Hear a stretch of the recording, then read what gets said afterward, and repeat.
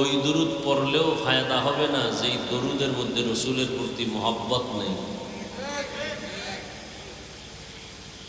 বলেন কেমন? দরুদ শরীফ পড়ে গাঞ্জা খায়, দরুদ পড়ে মদ পান করে, দরুদ পড়ে নামাজ পড়ে না। রসুলের আশিক না দুশ্মন? সবাই জবান খুলে মহব্বতে দরুদ শরীফটা আবার পড়েন, আবার পড়েন। নবীজি বলছেন, আমার জন্য যদি তোমরা কেউ দোয়া করো তা আমার আহালদেরকে নিয়ে দোয়া করিও। কেমনে হবে? সাল্লাল্লাহু আলাইহি ওয়া আলিহি ওয়াসাল্লাম, সাল্লাল্লাহু আলাইহি ওয়া আলিহি ওয়াসাল্লাম। এই দরুদের দাম কত? নবীজি বলেন, একবার যদি কেউ দরুদ পড়ে সাল্লাল্লাহু আলাইহি ওয়াসাল্লাম, কয়বার? সাথে সাথে 3টা পুরস্কার একবারের বিনিময়ে। প্রথম পুরস্কার 10টা গুনাহ মাফ হয়ে যাবে। দ্বিতীয় পুরস্কার 10টা নেক আমল নামায় যোগ হবে। তৃতীয় পুরস্কার আল্লাহর দরবারে 10 গুণ মর্যাদা বেড়ে যাবে। কয়বার পড়লে? যদি 100 বার পড়েন, সাল্লাল্লাহু আলাইহি ওয়া আলিহি ওয়াসাল্লাম, সাল্লাল্লাহু আলাইহি ওয়া আলিহি ওয়াসাল্লাম, সাল্লাল্লাহু আলাইহি ওয়া আলিহি ওয়াসাল্লাম 100 বার পড়বেন। ওলামায়ে কেরাম বলে না, 300 বার পড়বেন প্রতিদিন। যারা আশিকে রসুল তারা কয়শো বার পড়বে প্রতিদিন? 300 বার। তবে শর্ত 2টা। নির্জনে বসে পড়তে হবে, পবিত্র অবস্থায় পড়া লাগবে, বিনা ওযুতে না। নির্জন সময় কখন? বাথরুম। 2টা সময় আমার দৃষ্টিতে নির্জন, ঘুমের আগে অথবা ফজরের নামাজের পরে। যেটি বেনামাজি এরা কি করবে? ফজর নাই, জোহর নাই, আসর নাই, আশিকে রসুল। নামাজ না পড়া আশিকে রসুল যদি হয় তা আমরা নামাজিরা ভণ্ড। হ্যাঁ, নামাজ পড়ে না খাজা মঈনুদ্দিনের ভক্ত, নামাজ পড়ে না, দাড়ি নেই, টুপি নেই, সুদ খায়, শাহজালালের ভক্ত। শাহজালালের যদি দুনিয়ায় কোনো দুশ্মন থাকে, এই বেনামাজিরা বড় দুশ্মন। পৃথিবীতে তাদের একুরেট ভক্ত আমরা নামাজিরা, আমরা দাড়িওয়ালা। আল্লাহ হেদায়াত দান করুন।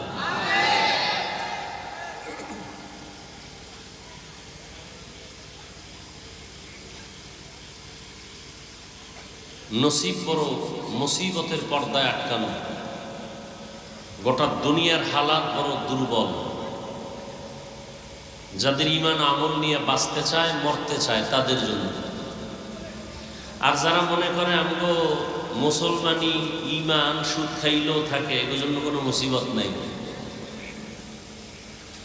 তো আল্লাহ আমাদের সবাইকে বেশি বেশি দরুদের আমল করার তৌফিক দান করেন। প্রতিদিন কতবার? ইনশাআল্লাহ 300 বার। হাদিস শরীফে আছে, দরুদের ফজিলতের বয়ান করলে দীর্ঘ টাইম চলে যাবে। হাদিসে আছে, রাসূল বলেন, বান্দাবান্দি যখন দোয়া করে, শুরুতে এবং শেষে যদি দরুদ না থাকে, ওই দোয়া আরশে আজিমে যাবে না, অর্থাৎ কবুল হবে না। মসজিদে ঢুকতে দোয়া আছে না নাই? দরুদ শরীফ পড়েন নাই, দোয়া কবুল হবে না। মসজিদ বের হইতেও দোয়া আছে, দরুদ ছাড়া দোয়া পড়লে কবুল হবে না।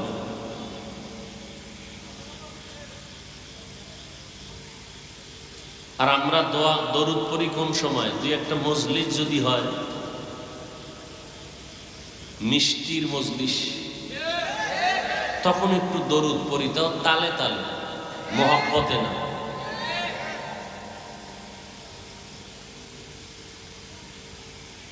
আল্লাহ আমাদের হেদায়াত দান করুন। ওলামায়ে কেরাম আলোচনা করেছেন, এই তোমরা যুবকরা, বাচ্চারা চিল্লাচিল্লি করো না, বুঝার মজলিস, এটা কিছু কথা বুঝবা। খুব গুরুত্বপূর্ণ কিছু কথা বলার চেষ্টা করব, বুঝার চেষ্টা করব। চিল্লাচিল্লির কি আছে? বাতিলের বিরুদ্ধে, ভণ্ডদের বিরুদ্ধে, ইসলামের দুশ্মনদের বিরুদ্ধে আন্দোলন যখন হবে তখন শরীরের সব শক্তি সেখানে প্রয়োগ করবা, কারণ মুসলমানের শক্তি, মুসলমানের একটা কঠিন আওয়াজ ভণ্ড, বাতিল, নাস্তিক, বেঈমান, দুনিয়াদারের জন্য একটা আতঙ্ক।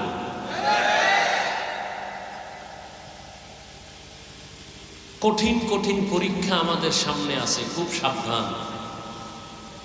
কঠিন পরীক্ষা, হিন্দুদের কারণে না, বৌদ্ধদের কারণে না, ইহুদির কারণে না। আমার ইসলামের সামনে ঝুঁকি ইসলামের ব্যানারওয়ালা কিছু মুনাফিকদের কারণে। মাইক নিয়ে বলে আমরা ইসলাম চাই, ইসলাম শান্তির ধর্ম, যে বলে তার দাড়ি নেই, নামাজ পড়ে নেই। যে এখানে এত লোক হয়েছে, ফজর পড়ে নাই, জোহর পড়ে নাই, আসর পড়ে নাই, এশা পড়ে নাই, মাগরিব পড়ে নাই, এরকম আশেক এখানে নাই? নবীজি কি বলছেন? এই রসুলের আশেক, তোর রসুল কি বলছেন? রসুল বলছেন মুমিন আর বেঈমানের ব্যবধান কি জানো? বাইনাল আবদি ও বাইনাল কুফরি তরকুস সালাহ। বেঈমানের পরিচয় ওরা নামাজ পড়ে না, আর মুমিনদের পরিচয় ওরা নামাজ ছাড়ে না।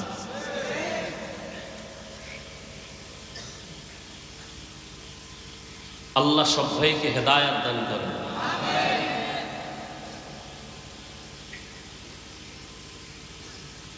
ওলামায়ে কেরামের যে আলোচনা এখানে হয়েছে, আল্লাহ সবাইকে আমল করার তৌফিক দান করেন। ওলামায়ে কেরামের ইজ্জতকে আল্লাহ বাড়ায় দেন। ওলামায়ে কেরামের বিরোধিতা যারা করে গোপনে আর গোপনে, আল্লাহ ওদের হেদায়েত দান করেন। ওদের কপালে হেদায়েত না থাকলে আল্লাহ ধ্বংস করে দেন। আসতে বললেন কেন? বাংলাদেশে যত চোখের সামনে বিপদ দেখেন, শুধু আলেমদের সাথে বেয়াদবির কারণে। এই বেয়াদবি যারা করবে ওদের পতন হবে, কোনো সন্দেহ নাই। টাকা আছে, বাড়ি আছে, এরপরও পাও ভাঙছে কেন? কিডনি নষ্ট কেন? 3 জায়গায় বেয়াদবি করলে মরার আগে শাস্তি শুরু। কয় জায়গায়? 1 নম্বরে মা বাবার সাথে যদি বেয়াদবি করে মৃত্যুর আগেই শাস্তি শুরু। দ্বিতীয়, শিক্ষকের সাথে যদি কোনো ছাত্র বেয়াদবি করে, ছাত্রী বেয়াদবি করে, মৃত্যুর আগে শাস্তি শুরু। 3 নম্বর জায়গা ওলামায়ে কেরাম, এদের সাথে যদি কেউ বেয়াদবি করে, চাই নারী চাই পুরুষ, মরণের আগে শাস্তি হয়ে যায়। মরণের আগেই হঠাৎ চাকার তলে পা চলে যাবে, কিডনি শেষ হয়ে যাবে, লিভার শেষ হয়ে যাবে, কারণ এর আল্লাহর মেহমান।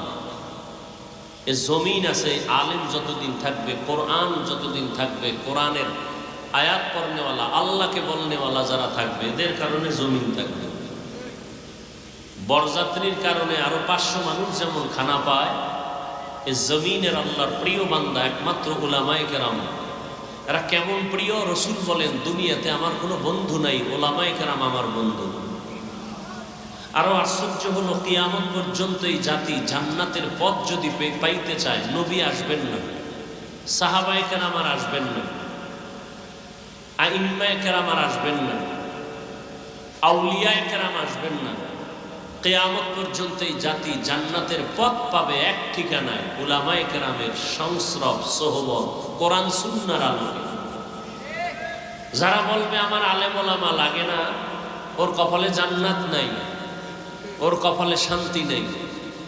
মরার পরে শাস্তি না আগেই?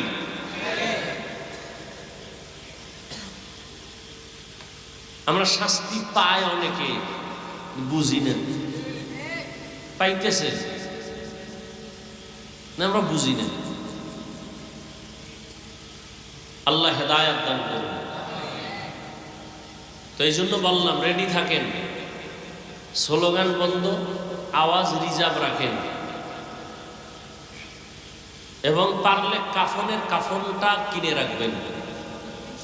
কিসের আন্দোলন হয়েছে সোনার বাংলায়? বহু আন্দোলন বাকি, বহু আন্দোলন।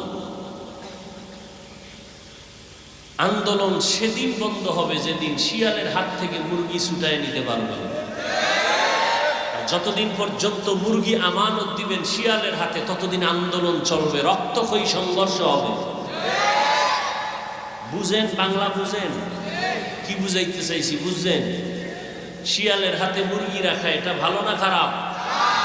মাদ্রাসা মসজিদের চাবি সুদখোর বেনামাজির হাতে রাখাও তেমন খারাপ। যতদিন বেনামাজি সুদখোর নাস্তিকদের হাত থেকে ধর্মকে স্বাধীন করা না যাবে ততদিনে জমিনে কাফন রেডি রাখো, আন্দোলন হবে।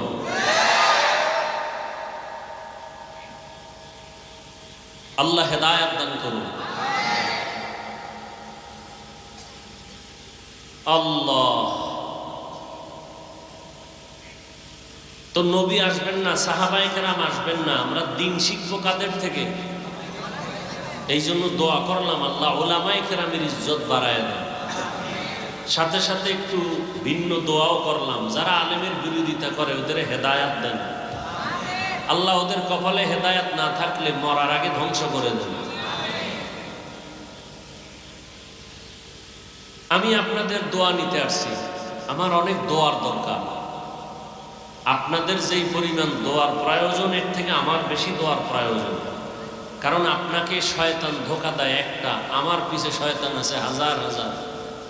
কারণ আপনাকে লাইন চ্যুত করলে যেই ক্ষতি না হবে, আমি হাফিজুর রহমানকে শয়তান যদি একটু লাইন থেকে আলাদা করে তাহলে ক্ষতিটা ইসলামের আরো বেশি হবে। এই জন্য আমার পিছনে শয়তান অনেক কাজ করে, জিন শয়তানও আছে, মানুষ শয়তানও আছে, আছে না নাই? এই জন্য দোয়ার দরকার বেশি। এই যে কথাগুলো এখনো বয়ান শুরু করি নাই, যে বললাম এই বয়ান এখনো শুরু করি নাই, ভূমিকায় যে 2-4 মিনিট কথা বললাম, এই কথাগুলো আপনাদের এলাকার মসজিদে জুমার দিন যদি কোনো ইমাম, কোনো খতিব সাহেব বলেন, কমিটি বলবে 1 মাসের জন্য বাড়িতে ঘুরে আসেন। কি কারণ? কারণ কি? এই নিয়ে একটু আগে বলছি শিয়ালের হাতে মুরগি। কার হাতে মুরগি? শিয়ালের হাতে।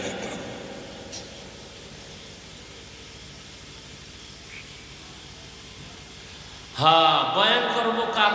দিনের জন্য, মানুষকে জাহান্নাম থেকে বাঁচাবার জন্য। আচ্ছা, আপনাদের থেকে একটা কথা জানতে চাই, এখানে অনেক শিক্ষিত বুঝদার মানুষ, খুব খেয়াল করে জবাব দিন। ইসলাম বা কোরআন, আমাদের সামনে কোরআন শরীফ আছে, ইসলাম আছে, মানুষের জীবনের সব বিষয়ের সমাধান কি কোরআনে আছে? এখনো বুঝা কর না, তাল মিলান কেন? বুঝেন। আমি না বলছি চিল্লেন না, বুঝেন। মানুষের জীবনে কিয়ামত পর্যন্ত যত সমস্যা হতে পারে সব বিষয়ের সমাধান কি কোরআনে আছে? বুঝেন ভালো করে। আল্লাহর কোরআনে কি মানুষের জীবনের সব সমাধান আছে? সবাই একমত? দুর্বলতা কোরআনে নাই, ইসলামে কোনো দুর্বলতা নাই। তাহলে কেন বলেন ইসলামে রাজনীতি নাই? কেন বলেন কোরআনে রাজনীতি নাই? পুরা দুনিয়াটা শাসন করছেন সুলাইমান নবী, ঘটনা কোরআনে আছে। রাষ্ট্র পরিচালনা করছেন ইউসুফ নবী, কোরআন শরীফে আছে ঘটনা। রাষ্ট্র পরিচালনা করছেন জুলকারনাইন বাদশাহ, সূরা কাহাফে আছে না নাই? নবীজি মদিনার রাষ্ট্র পরিচালনা করছেন, আছে ইতিহাস। ওমরে ফারুক রাষ্ট্র পরিচালনা করছেন, জানেন, ইসলামে আছে। কেন বলেন রাজনীতি নাই? কোন বেঈমান এই স্লোগান আপনাদের শিখা? হ্যাঁ, আপনি যে চান্দাবাজি, ধান্দাবাজি, পচা রাজনীতি করেন, এটা ইসলামে নেই। মানুষ জবাই করার রাজনীতি ইসলামে নেই। মানুষের উপরে জুলুম করার রাজনীতি ইসলামে নেই। ইসলামে কি আছে? মালিক যেই প্লেটে খাবে, গোলাম একই প্লেটে খাবে। ইসলামী রাজনীতিতে কি আছে? কর্মচারী কাজ করবে, ঘাম ঝরার আগে বেতন দাও।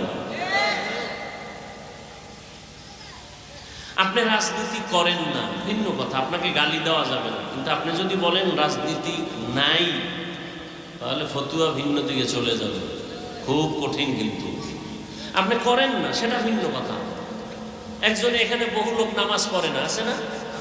নামাজ পড়ে না এক জিনিস, আর নামাজ পছন্দ করে না এটা আলাদা জিনিস। নামাজ পড়ে না তাকে বেঈমান বলা যাবে না, যে নামাজকে পছন্দ করে না তাকে মুমিন বলা যাবে না। ব্যবধান আছে না নাই? খুব কথা কিন্তু খুব সাবধান। নামাজ পড়ে না তাকে বেঈমান বলা, একজনে দাড়ি রাখে না তাকে বেঈমান বলা, আর একজনে দাড়ি পছন্দ করে না তাকে মুমিন বলা যাবে না। দুই কথায় ব্যবধান আছে না নাই? কঠিন ব্যবধান, এটা বুঝার মতো মেধা নাই অনেক মুসলমান। আল্লাহ হেদায়েত দান করুন।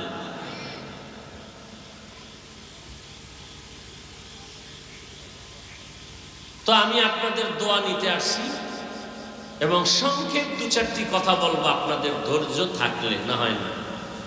কারণ জান্নাতে নেওয়ার ক্ষমতা আল্লাহ আমাদের হাতে দেন নাই, বুঝাবার জন্য আল্লাহ আমাদেরকে বলছেন বুঝাবো। রসুলও কাউকে জান্নাতে নেওয়ার গ্যারান্টি দেননি, জান্নাতের বয়ান করছেন।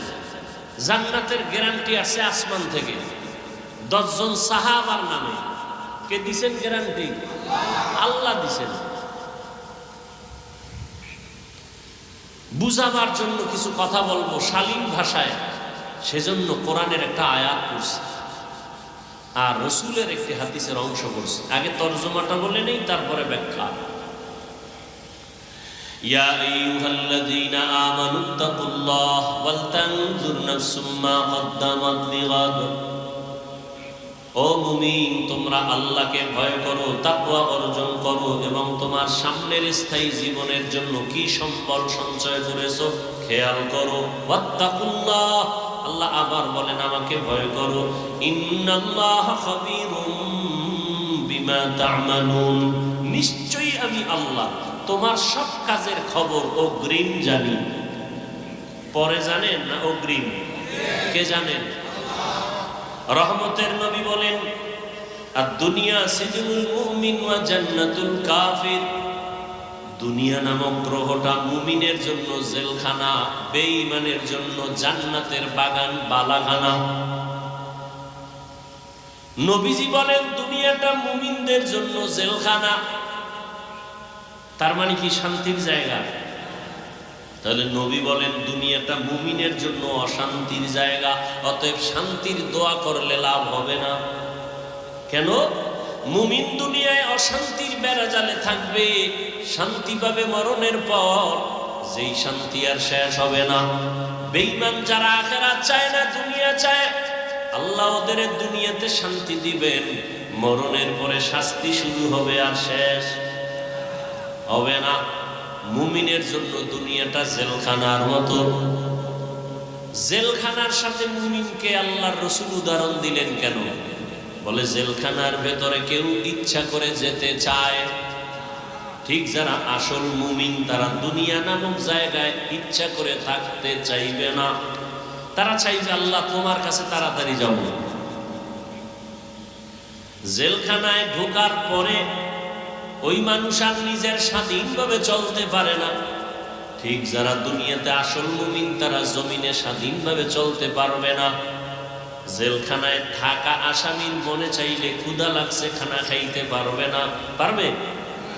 মনে চাইলে পাও দিয়ে যে কোনো জায়গায় যেতেও পারবে না। যারা আল্লাহর প্রিয় আশিক এরা দুনিয়া নামক জায়গায় থাকিয়া খানা পাইলেই খাইতে পারবে না। আসল মুমিন খানা পাওয়ার আগে চিন্তা করবে খানাটা আমার জন্য হালাল নাকি হারাম। আর সান্দাবাজার ধান্দাবাজেরা চিন্তা করবে না, এরা বলবে দেও দেও, সুদ বুঝি না, ঘুষ বুঝি না, লাভ আছে দেও। দেখেন না এলাকায় কিছু কুলাঙ্গার আছে, কুলাঙ্গার। দোয়া করতেছি, দোয়া। এলাকায় কিছু কি আছে, যদি কোনো গরিব গিয়া কয় কানে কানে আমার 5,000 টাকা দেন, আমি খুব অভাবে আছি, কোরবানির ঈদের সময় আমাকে দেন না, বাচ্চা নিয়ে অন্তত একটা মুরগি কিনিয়ে কোনো রকম একটু বাচ্চাদের আনন্দ দেই। বড় লোকের কাছে গেছে বলবে নাই নাই নাই নাই টাকা নাই, কি নাই? অন্য কানে গিয়ে কয় সুদে দিবেন নি, সুদে 1 লাখ দিব, 1 লাখ। কয় লাখ? কথাটা বানায় বলছি। এরকম কুলাঙ্গারে সমাজে আছে না নাই? ওরা মানুষ না কুলাঙ্গার? ওই বিষয় বয়ান করবো। আবার কইব কুলাঙ্গার বললাম কেন? ওরে আল্লাহ তো তোরে কইছে যে তুই রেডি থাক, তোর সাথে আমি আল্লাহ যুদ্ধ করব। এবার বুঝেন তো আল্লাহ কতটা রাগ তার সাথে। আল্লাহ নিজে যুদ্ধ করবেন, কতটা রাগ। আল্লাহ পাক দুই দল মানুষের সাথে নিজে যুদ্ধের ওয়াদা দিয়েছেন, আমি এবং আমার রসুল সহ যুদ্ধ করব দুই দল নাফরমানের সাথে। এক দলের কথা আছে কোরআনে, আর এক দলের কথা আছে বুখারী শরীফে। কোরআনে যেই দলের নাম আছে এরা সুদখোর, কি খোর? আর বুখারী শরীফে যাদের কথা আছে এরা ওলিয়া উলিয়ার দুশমন। আছে না আমাদের সমাজে বলে আমরা ওলিয়া উলিয়া মানি না, আল্লাহ কয় রেডি থাক, আমি আল্লাহ যুদ্ধ করব তোর সাথে। এই জন্য আমি সারা বাংলাদেশে চিৎকার করে বলি, যারা ওলিয়া উলিয়া মানে না, ওরা কোরআন মানে না, বুখারী মানে না, ওরা ভণ্ড। ওদের যারা ভণ্ড বলে না তারাও ভণ্ড।